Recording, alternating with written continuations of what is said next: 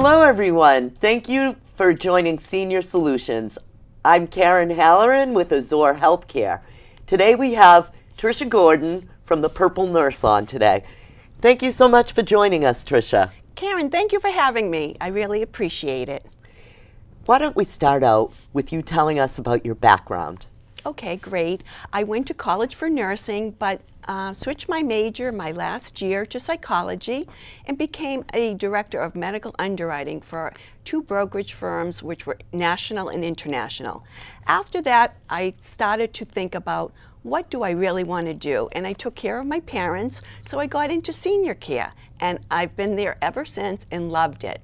I started in 2010 doing ombudsman work, which is a volunteer program in nursing homes, and I love that so much. I got into home care, and that's what I've been doing since, and I've been marketing for home care for a pretty long time.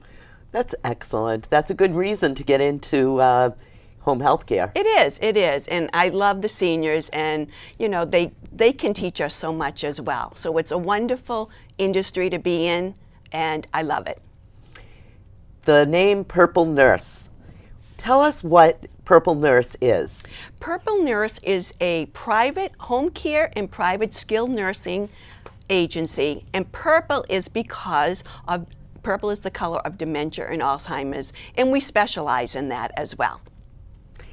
So what's the difference between a franchise and a private home care agency? You're a private home care agency. We are private home care, yes. And the difference is that we don't have to go by bylaws of the franchise. We kind of make our own laws and understanding of what we want to give to the clients, what we want to perform, how we can do home care much better than not much better than franchises, but we're doing it our way. And so we have nurses that will oversee our clients, and we just love going into the homes. We usually do more home visits as opposed to nursing homes, but we also go into an assisted livings, we go into independent living, memory care, any place that people call home, we can go into. So what is the advantage of that? Because we don't have to go by any, as I mentioned, any type of bylaws. We can make a decision right then, there and then. If we think a person needs such and such care, we just do it. We don't have to like run it by the board of franchisors and franchisees. Isn't that fabulous? What is your territory? So our territory, we have 2 offices, one in Cambridge and one in Woburn, and we go 20 miles all around that area. So we go the North Shore, Merrimack Valley, Middlesex County, we go down to Boston, over to Somerville area, and all over to the East Coast, so Lynn, Revere, Nahant, all that area. So we have a pretty good area of where we cover, yes. Is there like a minimum hours that somebody would need to do? Yes, we do have a minimum of 4 hours per visit for home care. For nursing care, it's just considered a visit, which usually could be an hour or so. We also do live-ins and 24/7s. So 24/7s means people are awake the whole time, so it's 2 12-hour shifts. And live-ins is someone who lives in the home and has to, sleeps for 8 hours, so they're not awake in the evening at night. Why should somebody choose Purple Nurse? What makes you unique? We are unique because we have both components, skilled nursing and home care. So the communication between the skilled nursing and the home care can't be beat. It's the same person that will do both individual type of skills. So one person who works with us is the nurse, and then she will do the assessment, and then the home care comes in and actually does the ADLs, which is activities of daily living and things like that. Communication is key. really key. Excellent. Because things can slip through the cracks, they can really fall apart. So communication is key, and that's what makes us really different. Fantastic. What is the significance of the name Purple Nurse? I think you touched on that in the beginning. I did. And yes, so purple is the color of dementia and Alzheimer's, and we do specialize in that. So we have a lot of aides that have taken courses and really educated themselves to be really well suited for people who have dementia, because as you know, Karen, it's a different population, and you really have to know how to handle people with dementia or Alzheimer's or Parkinson's or any of the dementias under the umbrella of dementia. It's such a needed service. It really is. It's just exploding. It's terrible. It really is, and it's nice if you can keep someone at home if they're safe. But we always make sure we do assessments to make sure people are safe, just to be sure that we can get in there and do what we need to do, or have the 24/7, so someone is there at all times for that person. Now, there are a lot of big home care agencies. Why do you think it's better to go with a smaller home care agency? I believe it's better because I know each and every client, and I know each and every caregiver. When you get a little bigger, that personal touch is not there. Not saying it's not good, but it's just not there. As a small home care agency, we just know everyone, and it's great to know the client and their families as well as the caregivers. Now, I know it's private pay, Yes. but there are other ways that people can find to pay for that. Because I believe veterans aid in attendance. Yes. And maybe there are some other ways. Yeah, so we do have a contract with the veterans, so we accept aid in attendance. We can take long-term care insurance, and a lot of people, I know that well because of my underwriting background. I used to underwrite for long-term care insurance, so I know it very well. We can accept that, and then we do the private pay.